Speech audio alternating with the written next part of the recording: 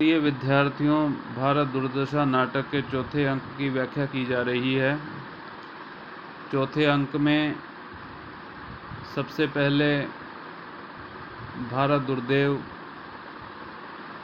रोग नामक पात्र को बुलाता है और आदेश देता है कि किस प्रकार से अपनी कुप्रवृत्तियों के द्वारा, अपने दुर्गुणों के द्वारा भारत को निर्बल किया जाए।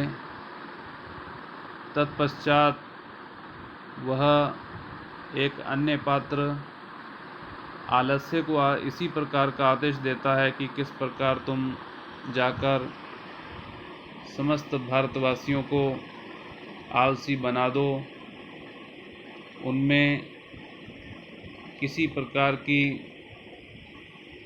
सजगता व चेतनता न रहे, वह आलसी बनकर बिना कर्म किए बैठे रहें। और उसके बाद वह भारत दुर्देव मदिरा नाम की पात्र को बुलाकर उसको भी आदेशित करता है और मदिरा आकर गाती हुई प्रवेश करती है और अपने गुणों का बखान करती हुई वह अपने प्रभुत्व को सर्वव्यापी बताती है। इसके पूर्व के व्याख्यान में हमने काव्य की जो पंक्तियां थी मदिरा के द्वारा कही गई थी उसकी व्याख्या की थी। उसके बाद का व्याख्यान यहाँ से शुरू होता है। मदिरा कहती है, हमारी प्रवृत्ति के हेतु कुछ यत्न करने की आवश्यकता नहीं। जो हमारी विशेषता है, जो हमारा आचरण है, उसके लिए कुछ भी अतिरिक्त रूप से प्रयत्न करने की आवश्यकता नहीं है।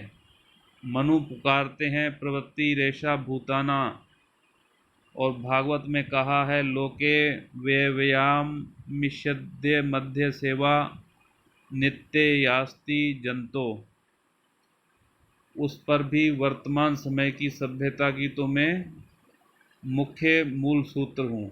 अभी जो वर्तमान की सभ्यता और संस्कृति है उसमें किस प्रकार से मेरा चलन और अधिक बढ़ गया है उसकी तो मैं मुख्य सूत्रधार हूँ। विषयेंद्रियों के सुखानुभव मेरे कारण द्विगुणित हो जाते हैं।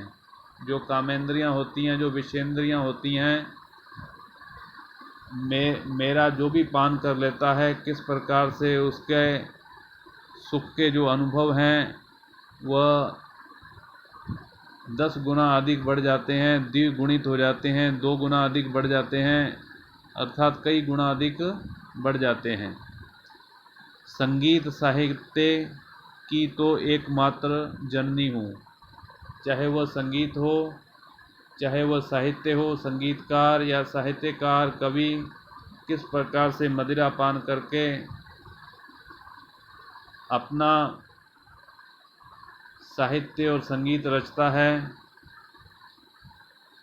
फिर ऐसा कौन है जो मुझसे विमुख हो। प्रश्न वह करती है, इस संसार में, इस भारत में, इस सभ्यता और संस्कृति में ऐसा कौन है जो मुझसे विमुख हो, अर्थात जिस पर मेरा प्रभाव न हो। उसके बाद गाती है, वो गाने लगती है, राग काफ़ी धनाश्री का मेल ताल धमार। वह गाती है कि मदवा पीले पागल जोबन बीत्यो जात, बिनु मद जगत सार कछु नाही मान हमारी बात। वह भारतवासियों को संबोधित करते हुए कहती है कि हे भारतवासियों, तुम मदिरा को पी लो, मदवा पीले पागल जोबन बीत्यो जात, तुम्हारा यौवन नहीं तो इसी प्रकार से समाप्त हो जाएगा।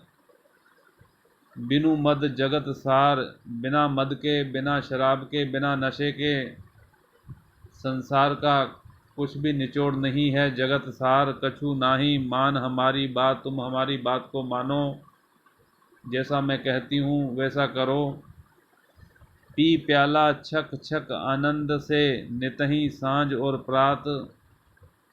प्याले को भर भर के किस प्रकार से छक छक आनंद के साथ रोजाना नित्य, चाहे वो संध्या हो चाहे प्रातः हो, किस प्रकार तुम इसका पान करो। झूमत चल डगमगी चाल से, मारी लाज को लात, और अत्यंत झूमते हुए चलो। जो शराबी होता है, जो नशे में होता है, उसको किसी प्रकार का कोई भान नहीं रहता, इसलिए वह अत्यंत डगमगाता हुआ झूमता हुआ चलता है। तो वह कहती है कि झूमत चल डगमगी चाल से, मारी लाज को लात, कि तुम्हें किसी प्रकार की कोई लज्जा या शर्म नहीं आनी चाहिए, तुम उसको लात मार दो। हाथी मच्छर, फिर उसके सामने जो मदिरापान करता है, जो शराबी होता है, जो नशे में चूर होता है, उसको हाथी भी मच्छर के समान प्रतीत होता है। और जो सूरज होता है वो किसके समान दिखाई देता है? जुगनू के समान दिखाई देता है। सूरज जुगनू जाके पिए लखात, लखात अर्थात दिखाई देता है। ऐसी सिद्धि छोड़ी मन मूर्ख काहे ठोकर खात, ऐसी मेरे में इस प्रकार की सिद्धि है, जो मुझे पी लेता है उसको किस प्रकार की सिद्धि प्राप्त हो जाती है, उसका बल और अधिक बढ़ जाता है, वह किस प्रकार नशे में चूर हो जाता है कि उसको हाथी भी मच्छर के समान प्रतीत होता है, वह सूरज जुगनू के समान प्रतीत होता है।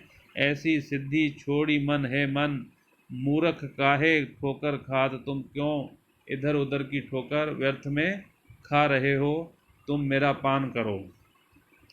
राजा को देखकर, राजा अर्थात वही भारत दुर्देव, महाराज कहिए क्या हुक्म है, क्या आदेश है।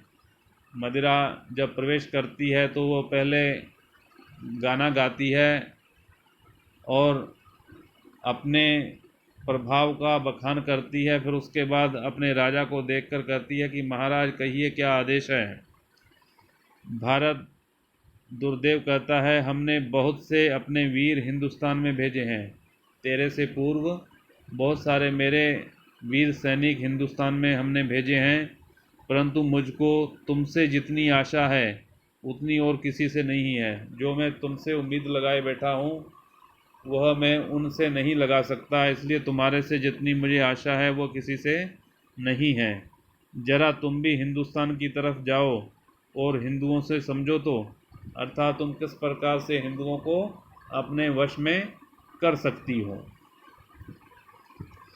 मदिरा कहती है कि हिंदुओं के तो मैं मुद्दत से मुंह लगी हूँ, अत्यंत शान के साथ, पूरे अधिकार के साथ हिंदुओं के तो मैं मुद्दत से मुंह लगी हूँ।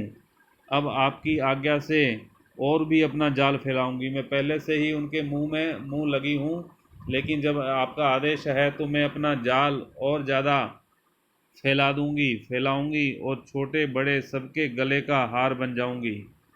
मैं सबको प्रिय बन जाऊंगी, मैं सबकी प्रिय बन जाऊंगी, सबके गले का हार बन जाऊंगी। जाती है, रंगशाला के दीपों में से अनेक बुझा दिए जाएंगे।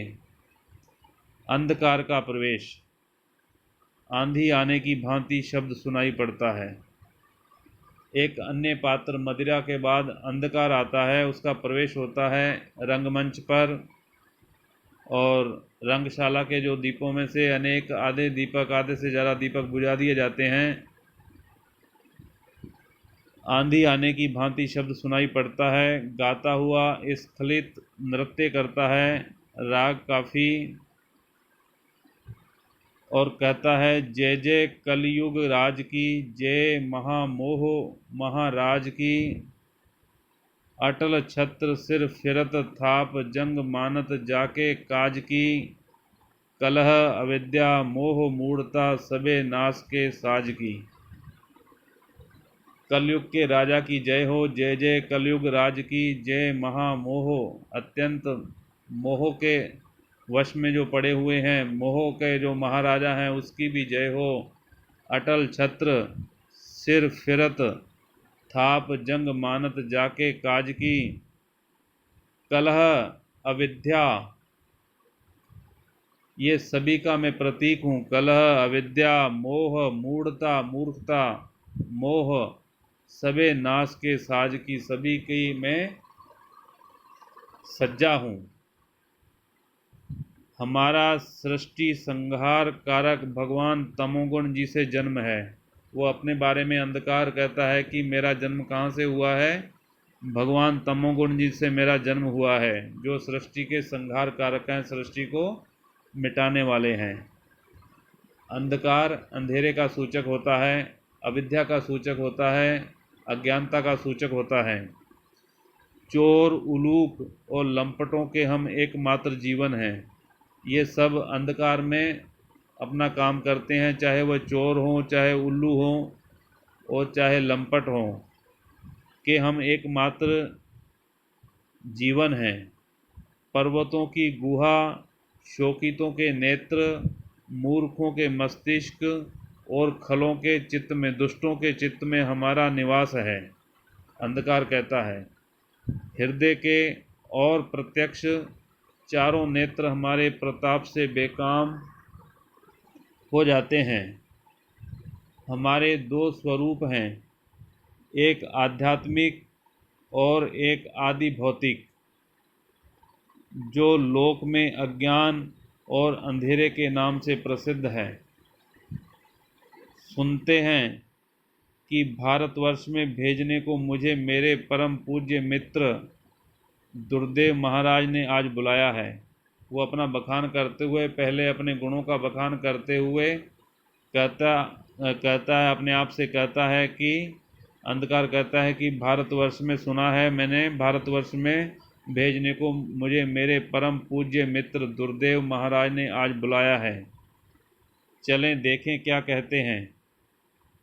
आगे बढ़कर महाराज की जय हो, कहिए क्या अनुमति है। वह अंधकार भारत दुर्देव से कहता है कि सबसे पहले उनका आदर सत्कार करते हुए उनकी जय जयकार करता है और फिर उनसे पूछता है कि मेरे लिए कहिए क्या आदेश है। तो विद्यार्थियों, इस प्रकार हमने इस चौथे अंक में देखा है कि किस प्रकार से जो दुर्गुणों के प्रतीक पात्र होते हैं वो एक एक करके रंगमंच पर आते हैं और अपने प्रभाव का बखान करते हुए भारत को किस प्रकार से दुर्बल बनाने का पूरा यत्न करते हैं। और उनका जो नायक होता है, सेनापति जो होता है भारत दुर्देव, किस प्रकार से उनको आदेशित करता है कि तुम जाओ और भारत को इस प्रकार से मजबूर और विवश कर दो कि उसमें वह एक तरह से पूरी तरह से चेतना शून्य हो जाए। इसके बाद का ई व्याख्यान हम अगले वीडियो में प्रसारित करेंगे।